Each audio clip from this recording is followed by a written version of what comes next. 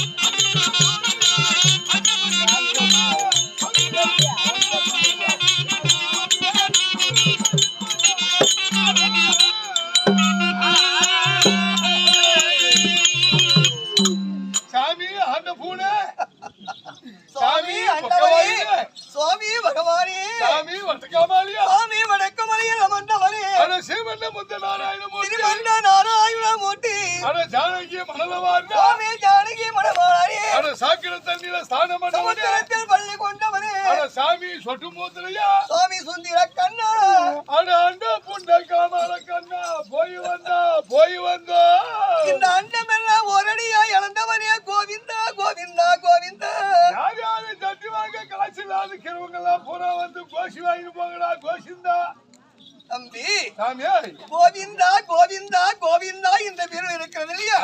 இந்த கோவிந்தா என்ற பேர் உலகத்தில் தெரிவிக்கிறார்களே, சொன்னது தெரியுமா? இது மைத்ரன் சொல்லக்கூடிய பரமக்கடவுள் வைத்த பெயர் கோவிந்தா. 108 வீரர்கள் உண்டு. 108 பெயருடைய முதன்மை பெயர் கோவிந்தா என்ற பெயருடைய மைத்ரன் சொன்னார். என்ன தெரியுமா? ஒவ்வொரு வாரத்துக்கு ஒரு நாள் கைலமலை செல்வது வழக்கம், ஆலோசனை செய்வது வழக்கம். அப்படி செய்து கொண்டிருக்கின்ற பொழுது அங்க இருக்கிறது கோவில், அதாவது கோயின்ற பசு இருக்கிறது. இந்த கோவில் எனக்கு ஆசை. வயதிலே என்ன டைபால் உண்டேன் அல்லவா, இந்த உண்ட ஆசை அந்த காமதேவ பசு மேல ஆசை வந்துட்டது. உடனே தெரிவித்தா, கோவிந்தா வைத்துடா இந்த கோவை கொடுக்க வேண்டும், ஆசையா இருக்கிறது கேட்டேன் அல்லவா. வைகுந்தத்திலே எத்தனை ஆயிரம் பசுக்கள் இருந்தாலும் ஆனா இந்த கைலமலையே இருக்கக்கூடிய இந்த பசுவானது என்னை பார்க்க அற்புதமாக இருக்கிறது, எனக்கு வேண்டும் வேண்டும் என்று கேட்டேன் அல்லவா. போ இந்த கோவை நீ கேட்க கோவிந்தா இந்த அன்றிரவு கிழக்கு கோவிந்தா கோவிந்தா இந்த உலக மக்களால் போற்றும்படியாக சொல்கிறார்களே அதுதான் கோவிந்தா என்ற பேர். அதை இலட்சியமா சொல்லணுமா? ஆமா ஆமா சொல்ல வேண்டுமா? சொல்லணும் மாற்றி சொல்லக்கூடாது இல்லையா? ஆமா கோவிந்தா கோவிந்தா என்று நான் சொல்லணும்.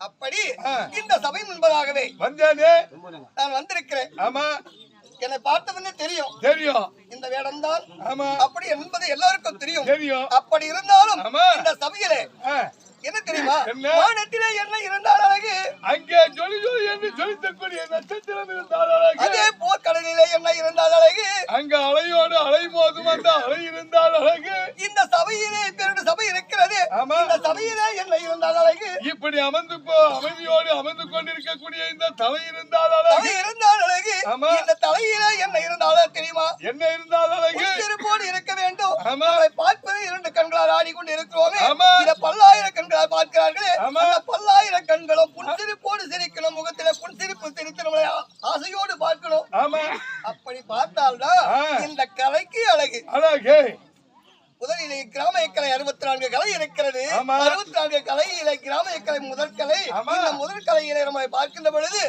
சிரிப்போடு பார்க்கணும். இன்னொன்று இருக்கிறது, என்ன? உலகத்தில் அறுசுவையோடு உண்கிறோம், ஆனால் நகைச்சுவையும் கலந்து இருக்க வேண்டும். இந்த நகைச்சுவை 7வது சுவை நகைச்சுவை இருக்கிறது. நகைச்சுவையோடு நம்மளை பார்க்கணும். அப்படி பார்த்து அன்போடு அரவணைத்தால் தான் இந்த கலைக்கும் மரியாதை, ஆடுவதற்கும் மரியாதை, எல்லோருக்கும் மரியாதை இருக்கும். அப்படி இருந்து இந்த சபையில இருந்த வகை இருக்கிறது. எப்படி? ஒன்று சீதேவிகள் முறைந்த சபை, ஒன்று மூதேவிகள் இருந்த சபை. சபையிலே 2 வகையா பிரிக்கலாம். ஆனால் இந்த சபை எப்படி இருக்கு தெரியுமா? சீதேவிகள் நிறைந்த சபை. ஆமா ஒவ்வொரு முகத்திலும் எவ்வளவு சந்தோஷத்தோடு எவ்வளவு பாசத்தோடு நம்மளை பார்க்கிறார்களே இந்த சீதேவிகள் நிறைந்த சபையிலே இந்த நான் வேலை பெற்று வந்திருக்கிறேன். நான் எதற்கு பிறந்தேன்? இந்த யுகத்தில் நான் எப்படி பிறந்தேன்? யார் வயிற்றில் பிறந்தேன்? என்ன நட்சத்திரத்தில் பிறந்தேன்? எதற்காக பிறந்திருக்கிறேன்? சொல்ல வேண்டுமா? சொல்லணும்.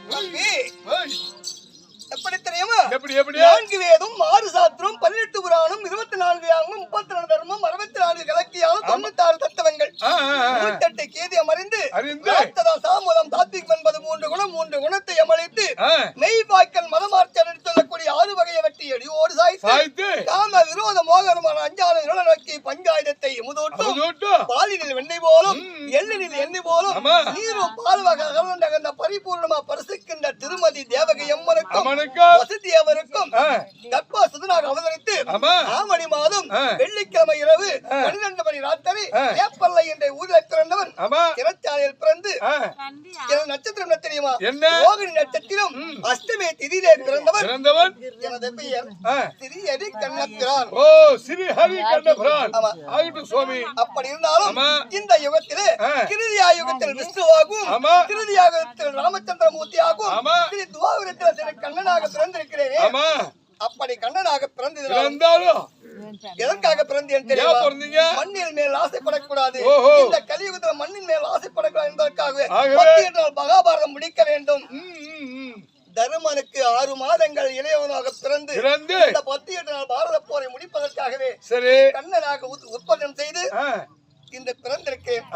அப்படி பிறந்து இன்றைய தினம் என்ன தெரியுமா? என்னுடைய மைத்துனர் செல்லக்கூடிய பரமக்கடவுள் ஒவ்வொரு நாளும் 7 கன்னிமார்கள் பரமக்கடவுளுக்கு பூஜை செய்து வந்து அந்த பூஜை செய்து இருக்கின்ற பொழுது இன்று அன்னவர்கள் அசுரர்கள் கையில் அகப்பட்டை கொண்டு பெண்மணியானவள் நம்ம இறந்தாலே இறக்கணமே வெளியே மற்றவனுக்கு நான் அவர் அடிமைப்படக்கூடாது.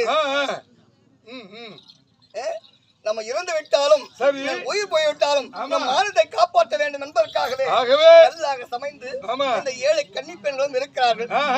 அன்னவர்கள் வெளிக்கொண்டு வர வேண்டும். வேறு கல்ச்சரையாக அமர்ந்திருக்கிறார்கள். கல்ச்சரையா நிற்கிறாங்க. அதற்கு அசுரர்கள் காவல் புரிந்து கொண்டிருக்கிறார்கள். காவல் புரிகின்றவர்களை அழிக்காமல் விட்டு விட்டோமானால் அதர்மங்கள் தலை தூக்கிவிடும். தர்மங்கள் தலை குனிந்து விடும்.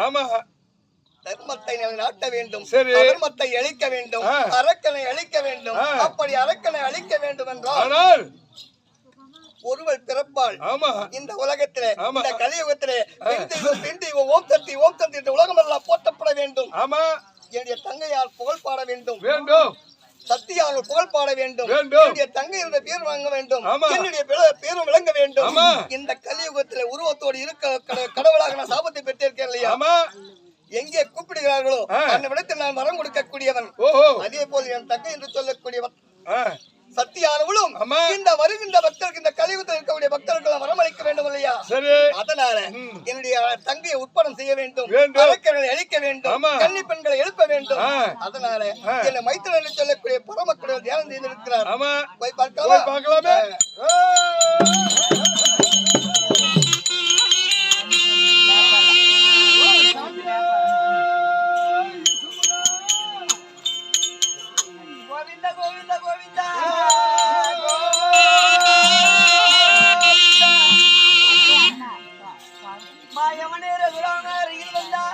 நான் எதிரி என்னாவில் இருக்க வந்தா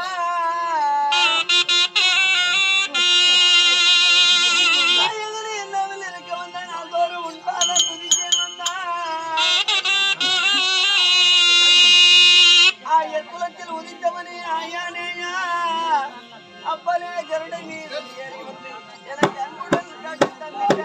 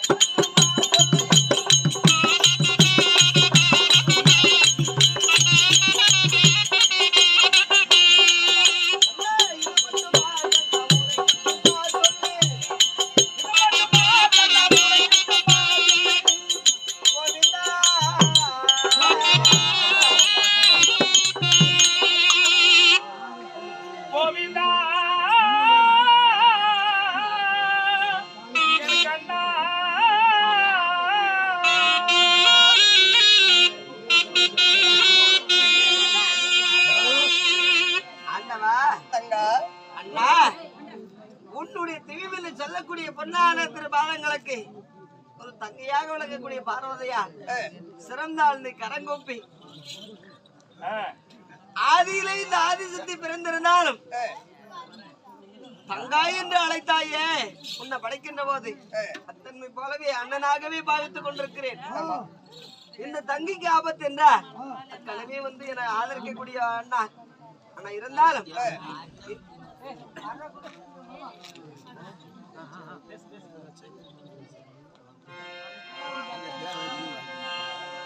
அண்ணா அப்படி உன்னுடைய திடீரென்று செல்லக்கூடிய பொன்னான திரு பாதங்களுக்கு ஒரு தங்கையாக விளங்கக்கூடிய பார்வதியால் சிறந்தாழ்ந்து கரங்கொப்பி அண்ணாருடைய பாதத்திற்கு சிறந்தாழ்ந்து பணிந்திருக்கிறேன். என்னுடைய பாதத்தை கரங்கொப்பி சிரவணங்கி பணிந்திருக்காயா தங்கா?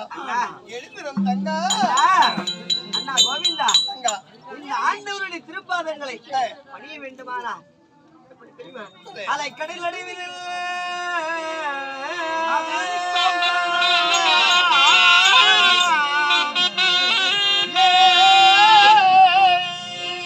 அலை கடல் அடைவில் ஆதிசேஷனத்தில் ஆனந்தமான எனது அண்ணா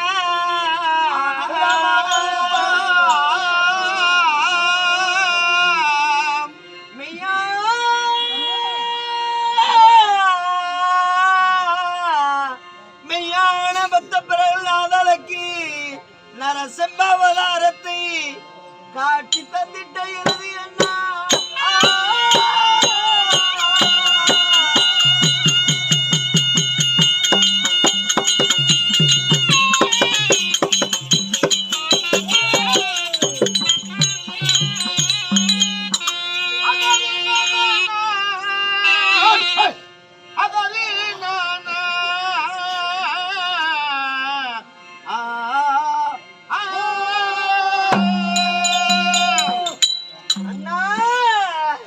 இந்த பரிவான கிருஷ்ணவதாரத்தில்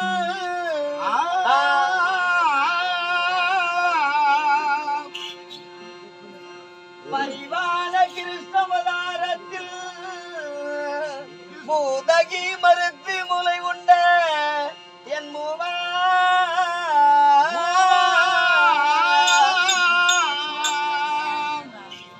என் கண்ணா சரணா கோவிந்தா சரணா பாண்டுரங்க சரணா பன்னக சயனா சரணா என் மகா விஷ்ணுவே உன் பாதமே கதியை எண்ணி பணிந்து எனது அண்ணா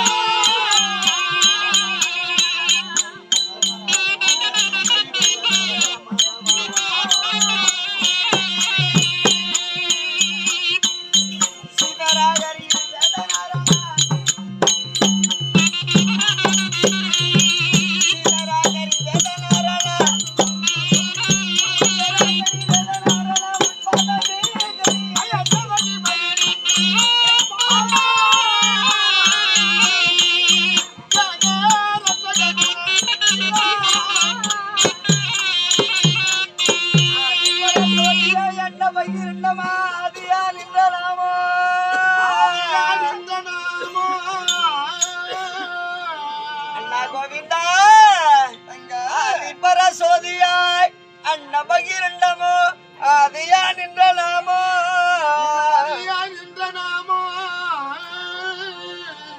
நீதி நெறியாகவே மணிப்பூர நன்னிலே நிலையாக நின்ற நாமோ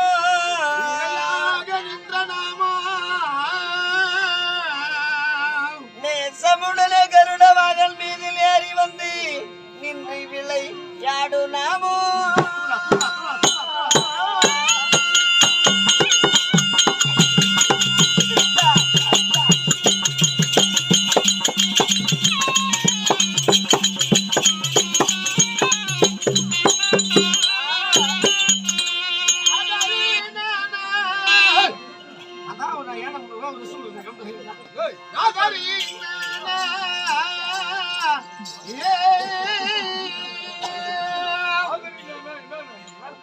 நாலாம் பதத்தையும் மேலாம் பதத்தையும் அண்ணா விளங்கவே உன் திருநாம கொடுத்த நாமோ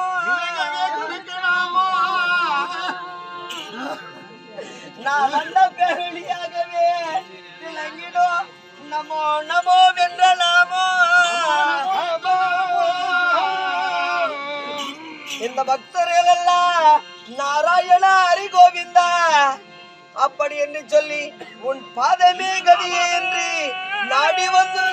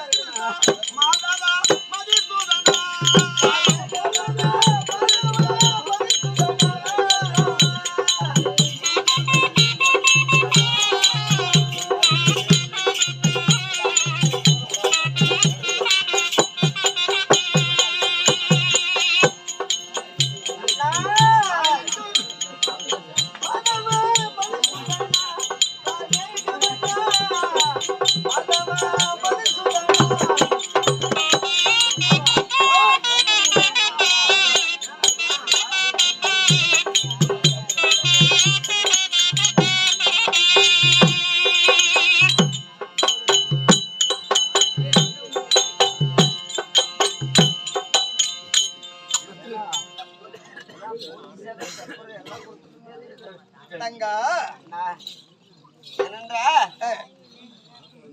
ஒரு பிறந்த வீட்டினுடைய பெருமை, பிறந்த வீட்டில் இருக்கக்கூடிய பெருமை ஒரு பெண்ணாகப்பட்டவள் புகுந்த வீட்டில சிறப்பாக பேச மாட்டாங்க. வணங்கி கும்பிட்டாலும் நடுவழியில் வண்டி நிற்க போதில்லை, நிற்கலாம் பரவாயில்ல.